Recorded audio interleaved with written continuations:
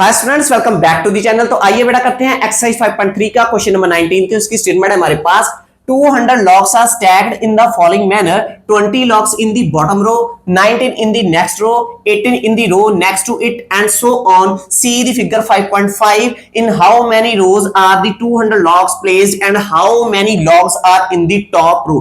तो बच्चों उसने हमें इक्वेशन में कहा है कि हमारे पास लकड़ी के टोटल लॉग्स कितने हैं बच्चों 200। हमें टोटल लॉग्स दे दिए 200। इन 200 लॉग्स को हमने ऐसे प्लेस करना है कि जो सबसे नीचे वाली लाइन है बेटा हमारे लकड़ी के कितने लॉग्स आने चाहिए उसमें 20, उसके ऊपर वाली में कितने आने चाहिए 19, उसके ऊपर वाली में 18, फिर कितने आएंगे 17, फिर कितने आएंगे 16। ऐसे चलते चलते हमने अपने कितने लॉग्स को प्लेस करना है, हमने करना है 200 लॉग्स को प्लेस करना है। अब बेटा हमने निकालना ये है कि ऐसे ही चलते चलते हम जब 200 लॉग्स को प्लेस करेंगे तब कितनी रोज में वो प्लेस होगा। एक तो हमने नंबर ऑफ रोज निकालनी है और उसके बाद हमने ये भी निकालना है कि जो सबसे टॉप वाली रो होगी उसमें कितने लॉग्स होंगे। तो बेटा इसे इजी वे से करने के लिए हम क्या करेंगे, जो हमें ये कंडीशन दी है इसे हम एपी में कन्वर्ट करेंगे।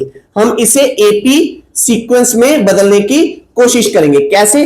तो बच्चों ध्यान दीजिए कि जो सबसे नीचे वाली लाइन है इसमें टोटल लॉग्स कितने हैं 20 और उसके ऊपर वाली में कितने हैं बेटा 19, उसके ऊपर वाली में कितने हैं 18, उसके ऊपर वाली में कितने हो गए 17। ऐसे ही चलते चलते हम प्लेस करते जाएंगे और हमने प्लेस कितने करने हैं 200। तो दैट्स मीन हमें इन लॉग्स का जो सम है बेटा, इन लॉग्स का जो सम है वो उसने दे दिया, वो हमारे पास कितना है 200। अब ये कितनी रोज बनेगी वो हमें बताएंगे बेटा नंबर ऑफ टर्म्स। तो बेटा फर्स्ट रो जो है, अब ये क्या बन रही है एपी, क्योंकि इसमें कॉमन डिफरेंस क्या आ रहा है हमारे पास -1। तो ये है फर्स्ट टर्म, ये है सेकंड टर्म, ये है थर्ड टर्म और जो इसकी लास्ट टर्म है वो मुझे मालूम नहीं है, तो मैं ये मान के चलूंगा उसकी लास्ट टर्म है nth टर्म। क्लियर है बेटा? और 200 हमें क्या दिया है, वो हमें दिया है सम ऑफ फर्स्ट n टर्म्स। तो दैट्स मीन ये हमें दे दिया है Sn। क्लियर है? अब Sn को निकालने के लिए हमें क्या चाहिए थी, तीन चीजें, एक A, एक N और D। क्लियर है? N क्या है हमारी नंबर ऑफ रोज के पहली रो में कितने हैं, दूसरी रो में कितने हैं, तीसरी रो में कितने हैं, चौथी में कितने होंगे, और N से हमें पता चल जाएगा जो लास्ट रो होगी उसमें कितने होंगे। क्लियर है? तो इसके लिए हमें A और D भी चाहिए। तो बेटा A तो मेरे पास है, A तो मेरे पास है 20 और D मेरे पास है बेटा, वो मेरे पास क्या है सेकंड टर्म में से फर्स्ट टर्म माइनस कर देंगे तो हमारे पास आएगा 19 माइनस 20 इज इक्वल टू -1। तो मुझे डी भी पता चल गया और हमें क्या चाहिए था बेटा एन हमारे पास नहीं है, ये हमने निकालना है। तो बेटा अब हम क्या करेंगे, जब भी हमारे पास किसी अरिथमेटिक प्रोग्रेशन की लास्ट टर्म मिसिंग होती है तो उसका सम निकालने के लिए हम फॉर्मूला यूज करते हैं n/2 into 2a plus n-1 into D. अब बेटा इसमें वैल्यू पुट करेंगे तो हमारे पास आएगा बच्चों n की जगह पे n आएगा, क्योंकि नंबर ऑफ टर्म्स तो मुझे मालूम नहीं है। यहां पे भी आएगा n/2 इंटू 2a मुझे मालूम है बेटा, वो मेरे पास है 20 प्लस n है मेरे पास n-1 और d हमारे पास है बेटा -1। तो बेटा इसे सिंपलीफाई करेंगे तो हमें मिलेगा, अब सम ऑफ फर्स्ट n टर्म्स तो हमारे पास ऑलरेडी है, वो कितना दिया 200। तो दैट्स मीन अगर मेरे पास सम ऑफ फर्स्ट n टर्म्स हमें मालूम है वो 200 है, तो यहां से जो मेरे पास रिजल्ट आएगा फाइनल में वो ये आएगा कि n/2 2 into 20 plus n-1 into -1 is equal to 200। तो बेटा फर्दर इसे सॉल्व करेंगे तो हमें मिलेगा n/2 इंटू 22 40 प्लस अब -1 की n से मल्टीप्लाई करेंगे तो बेटा हमारे पास क्या आएगा माइनस का n, फिर -1 की -1 से मल्टीप्लाई करेंगे माइनस माइनस होगा प्लस 1 की मल्टीप्लाई क्या हो जाएगी 1 इंटू 1 इज इक्वल टू 1। तो हमें मिलेगा बेटा इज इक्वल टू 200। तो बेटा अब जो यहाँ पे नीचे 2 है इसे मैं ट्रांसवर्स कर दूंगा राइट हैंड साइड पे। अब यहाँ पे डिवाइड में है, जब हम राइट हैंड साइड पे लेके जाएंगे तो ये चला जाएगा मल्टीप्लाई में, हमें मिलेगा n इंटू 40 में 1 ऐड करेंगे तो ये बन जाएगा 41। ये क्या है -n यहाँ पे आएगा, फिर आएगा बराबर 200, जो ये 2 नीचे था ये राइट हैंड साइड पे आके हो गया मल्टीप्लाई का।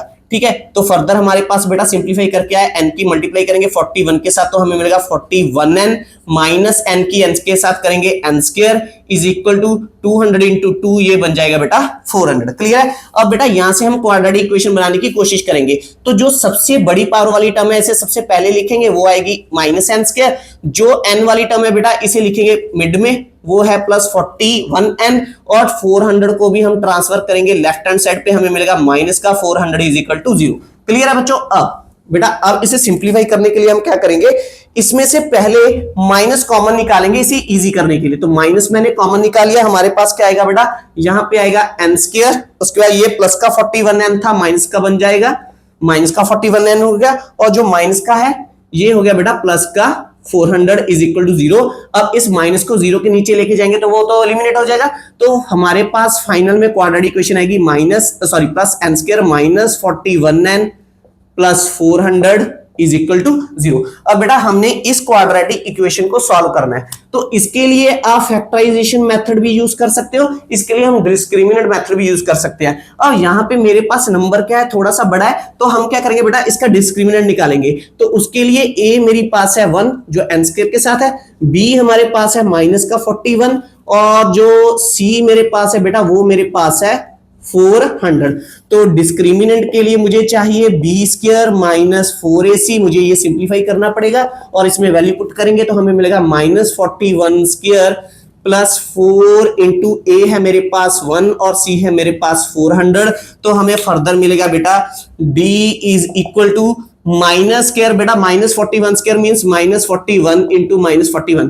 तो बेटा माइनस की माइनस से मल्टीप्लाई करेंगे तो आपको मिलेगा प्लस 41 की मल्टीप्लाई करेंगे 41 के साथ आपको मिलेगा 1681। तो बेटा यहाँ पे आ गया 1681 माइनस 4 4 जा 16, उसके पीछे लगा देंगे 2 जीरोस और डिस्क्रिमिनेंट मेरे पास आ गया बच्चों 1681 माइनस 1600 हमारे पास आ गया बेटा 81। अब n की वैल्यू निकालने के लिए हम क्या करेंगे, वैल्यूज को पुट करेंगे, यहीं पे कर लेते हैं ना। अब बच्चों n हमारे पास क्या आएगी, n हमारे पास आएगी, उसके लिए फॉर्मूला अप्लाई करोगे, वो होगा minus B plus minus root D upon 2a, इसमें वैल्यू रखेंगे तो n हमें मिलेगी n is equal to minus b है हमारे पास माइनस का 41 plus minus root D, d है हमारे पास बच्चों 81 अपॉन 2 इंटू a है हमारे पास बच्चों 1। तो इसे सिंप्लीफाई करेंगे, n हमें मिलेगी माइनस माइनस हो जाएगा प्लस 41 प्लस माइनस 81 की स्क्वायर रूट क्या होती है बच्चों, 81 की स्क्वायर रूट होती है 9, तो यहाँ पे आ गया 9 अपॉन 2। अब यहां से हमें n की दो वैल्यूज मिलेंगी, एक मिलेगी प्लस के लिए और एक मिलेगी माइनस के लिए। ठीक है बेटा, अब दोनों वैल्यूज जो हमारे पास आ रही है वो कौन कौन सी है, हमारे पास आएगी एक n is equal to 41 plus 9 हो गया 50, ये आ गया 50/2 इंटू, और दूसरी वैल्यू है ये मेरे पास n इज इक्वल टू 41 में से 9 माइनस करेंगे हमारे पास आएगी बेटा 32 अपॉन 2, तो 32 अपॉन 2। तो बेटा इसे सॉल्व करेंगे, 2 1 जा 2, 25 2 जा 50, तो n है ये हमारी 25 और एक n आई है बच्चों 2 1 जा 2, 16 2 जा 32, तो n एक आई है हमारी 16। तो इनमें से हमारी n कौन सी है बच्चों, ये निकालने के लिए हम क्या करेंगे, लास्ट टर्म को यूज करके देखेंगे, क्योंकि उसने हमें ये दे दिया कि n हो सकता है आपकी लास्ट टर्म 25 तो हो सकता है हमारी कौन सी हो बच्चों 16। अब ये हमें nth टर्म निकालकर पता चलेगा कि n की कौन सी वैल्यू हमारी सही है। तो मैं यहाँ पे स्पेस बना लेता हूं, इसे इरेज कर देता हूं बेटा थोड़ी देर के लिए। हम if n is equal to 25, तो बेटा nth टर्म को निकाल कर देखेंगे।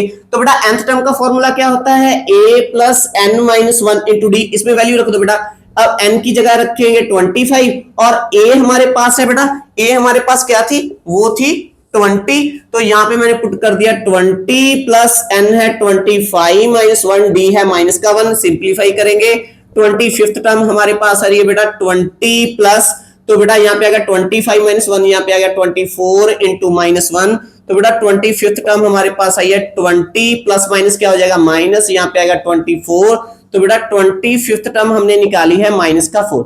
तो बेटा अब ध्यान से मुझे ये सोचकर बताओ, क्या ये पॉसिबल है कि जो उसकी 25th रो होगी बेटा, जैसे रो 1 रो 2 रो 3 ऐसी चलते चलते 25th रो में उसने कहा है -4 लॉग्स होंगे, क्या लकड़ी के जो लॉग्स हैं बेटा ये नेगेटिव हो सकते हैं, नहीं हो सकते? तो दैट्स मीन ये जो हमारी नंबर ऑफ टर्म्स है ये हम क्या कर रहे हैं, नेग्लेक्ट कर रहे हैं, ये हमारी नहीं है। तो दैट्स मीन जो हमारा फाइनल आंसर होगा बेटा वो कौन सा है, n इज इक्वल टू 16। तो इसमें कितनी रोज लगेंगी, 16, तो हमने यही निकालना है। तो नंबर ऑफ रोज हमारी होगी 16, ये हमने एक फाइनल आंसर निकालना था, और ये है हमारी नंबर ऑफ रोज, ये कितनी है 16। अब लास्ट रो में कितने लॉग है इसके निकालने के लिए हम nth टर्म का फॉर्मूला अप्लाई कर देंगे, इसमें फिर से वैल्यू रखेंगे और देखेंगे कितनी हमारे पास लॉग्स है। तो बेटा nth की जगह पे रखेंगे 16, यहां पे आएगा 20 प्लस यहां पे आएगा 16 -1, डिफरेंस है -1 का। ए 16 हमारे पास आया बच्चों 20, यहां पे आ गया बेटा प्लस 16 -1 बेटा 15 इंटू -1, तो 16th टर्म हमारे पास आई है बेटा 20 प्लस माइनस माइनस, यहाँ पे आ गया 15। 16th टर्म हमारे पास आ गया बेटा 20 माइनस 15 हमारे पास आ गया बच्चों 5। तो दैट्स मीन उसमें कितनी रोज होंगी 16 और लॉग कितने होंगे उस रोग में सबसे लास्ट वाली में 5। तो यहाँ पे हमारा एक आंसर तो मैंने यहाँ पे लिख दिया कि नंबर ऑफ रोज तो होंगी 16 और आप लिख दोगे 5 क्या है हमारे पास नंबर ऑफ लॉग्स होंगे 5 इन दी लास्ट रो, ये भी साथ में लिख देना, यहाँ पे स्पेस नहीं है। तो आई होप आपको बड़ा जो क्वेश्चन नंबर 19 है बहुत ही अच्छे ढंग के साथ समझ में आएगा। अगर आपको मेरे टीचिंग का मेथड अच्छा लगता है प्लीज मेरी इस वीडियो को लाइक और शेयर कीजिए, मेरे चैनल को सब्सक्राइब कीजिए। अब बच्चों आप इस वीडियो को पॉज कीजिए, फिर हम करते हैं इसका लास्ट क्वेश्चन, क्वेश्चन नंबर 20। तब तक के लिए आप इसे नोट डाउन कर लीजिए बेटा। तो आइए बेटा करते हैं क्वेश्चन नंबर 20। तो बेटा क्वेश्चन नंबर 20 की जो स्टेटमेंट है बहुत बड़ी है, इसे रीड करने के बजाय मैं आपको एक्सप्लेन करके बता देता हूं कि हमें इक्वेशन में गिवन क्या है। तो बच्चों उसने कहा है एक पोटैटो रेस को करवाने के लिए एक स्ट्रेट लाइन में उसने एक बकेट और 10 पोटैटोस को यहां पे प्लेस किया और उसने इसे ऐसे प्लेस किया कि जो हमारी बकेट है वो फर्स्ट पोटैटो से 5 मीटर की दूरी पर रखी है और जितने भी हमारे 10 पोटैटोस हैं वो एक दूसरे से बेटा 3-3 मीटर की दूरी पे उसने रख दिए। अब जो कॉम्पिटिटर है और जो रेसर है उसने करना क्या बेटा, बकेट वाले पॉइंट से दौड़ना शुरू करना है, दौड़कर पहला पोटैटो उठाना है और उठाकर फिर वापस आके किसमें डालना है बकेट में। ऐसे करके उसने हर एक पोटैटो को उठाकर किसमें डाला है बकेट में। तो बेटा जब वो दौड़ेगी उसने पोटैटो को उठाने के लिए उसे कुछ ना कुछ डिस्टेंस कवर करना होगा। तो हर पोटैटो को उठाने के लिए उसने कितना डिस्टेंस कवर किया उसे निकालने के बाद उन सभी डिस्टेंस का हमने क्या करना है बच्चों, सम निकालना है। तो हमने ये निकालना है उसने टोटल डिस्टेंस कितना कवर किया। तो बेटा इसका सम निकालने के लिए हम क्या करेंगे, इस पूरी इक्वेशन को अरिथमेटिक प्रोग्रेशन में चेंज करने की कोशिश करेंगे। कैसे आइए देखते हैं। तो बेटा उसने कहा है कि जो डिस्टेंस वो कवर करेगी फर्स्ट पोटैटो को पिक करने में वो कितना होगा, पहले वो बकेट वाले पॉइंट से दौड़ना शुरू करेगी, 5 मीटर डिस्टेंस कवर करेगी, फिर 5 मीटर वापस आएगी, तो 5 + 5 बेटा टोटल डिस्टेंस हो गया 10 मीटर। तो उसने कितना डिस्टेंस कवर किया, पहले पोटैटो को उठाने के लिए 10 मीटर।